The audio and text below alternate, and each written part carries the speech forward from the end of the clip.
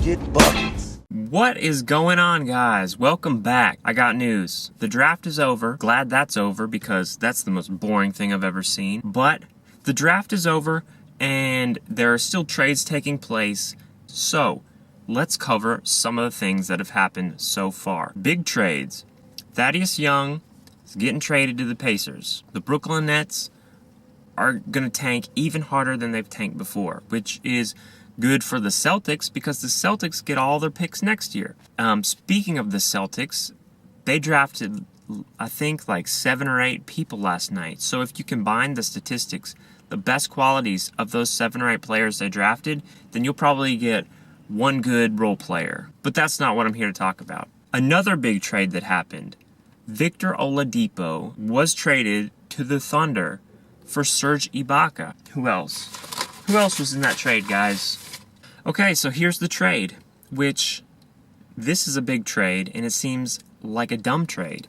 The Thunder will send Serge Ibaka to the Magic. We'll get Victor Oladipo, Ersan Ilyasova, and the rights to their draft, Sabonis. I don't remember his first name. And that just seems like the dumbest trade that I could think of. Like, are the Magic now going to try and be a better playoff team with Serge sending my favorite player, Victor Oladipo, to the Thunder? They're trying to persuade Kevin Durant to stay. So they're trying to stack the team. And I think Oladipo is a great pickup. They got Russell Westbrook at the point guard, Victor Oladipo, big upgrade at the shooting guard. The problem is, does Kevin Durant want to play with 2 monumental chuckers? So you got Oladipo. He can't shoot. Westbrook can shoot, but he's a chucker. So you got 2 chuckers. What are they trying to do? Are they trying to get the best FanDuel team of all time? Or are they trying to get a playoff team? And I know in my last video I said that the Bulls were blowing it up, but I didn't think they were blowing it up to the extent that they are going to blow it up. Right now they're shopping Joakim Noah, which I knew he was gone, but Jimmy Butler has been on the trading block, which I said they were going to build around him, but apparently they're trying to get rid of him. They tried to make a deal with the Celtics, but the Bulls literally wanted the entire Celtics team. There would be no team for Jimmy to play for. The Celtics would just be Jimmy Butler if they made that trade. The asking price for Jimmy Butler was believed to be, now this isn't accurate 100%, but it was believed to be the number 3 pick, the number 16 pick, the number 23 pick, next year's Brooklyn pick, Marcus Smart, Avery Bradley, and Jay Crowder. So the whole team. Alright guys, now that we're done with the trade talk, I decided to do a little segment about the draft, because a lot of these players are kind of unknown, because this draft has a lot of smaller names, not a lot of big tickets in this draft. So I made up a list to give you a little information about the draft picks, so you'll be more prepared for the season ahead. So I'm going to give you where they went to what team, their position, and I'm going to give you a little fun fact about each player. It'll help you learn a little bit more about them. With the first pick in the draft, the 76ers took Ben Simmons, a 6'10" power forward. He loves tigers. In fact, he still has Tony the Tiger bedsheets. With the second pick, the Lakers took Brandon Ingram.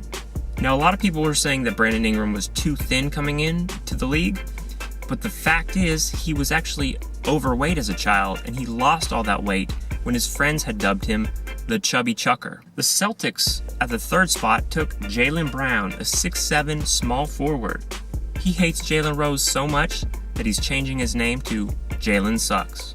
With the fifth pick, the Suns have selected Dragon Bender, a 7'1" center.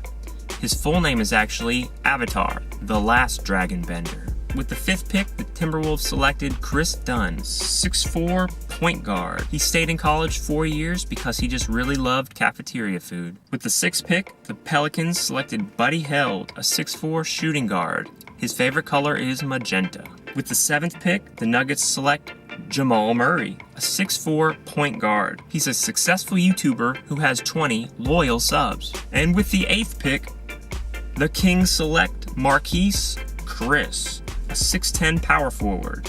He declared for the NBA when his lemonade stand was going through a tough time. The ninth pick is Jacob Poeltl.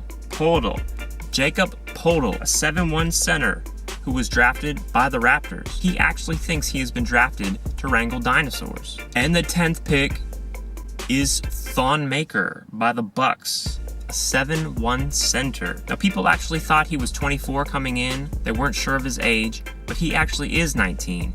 He just has the Benjamin Button syndrome, which means that he is aging backwards, which will actually make him the first baby in the NBA in a few years, hence his nickname, Baby Maker. I hope that was informative. I know a lot of those facts are weird, but I like to dig deeper into the players' personal lives, give you a taste of who they are outside of the player. So what do you guys think of the draft? Did they make a mistake? Were there any picks that were just out there for you? Let me know what you think in the comments. Who's your favorite pick? Who do you think will be the first All-Star? And who do you think will be Rookie of the Year? Drop it down below. Anyway, that's all I got for today. Hope you guys enjoyed it. Hope to see you next time. My subs are lacking, so let's get down there and let's hit that sub button. If you didn't like it, sub and let me know what I can do better. If you did like it, sub and let me know what I can do better. Hopefully more news is coming in the future, and I'll see you guys next time. Peace. Why are they trying to destroy the Magic? They just don't want me to be a fan. I mean, really. You think the Magic are going to get better with Serge Ibaka?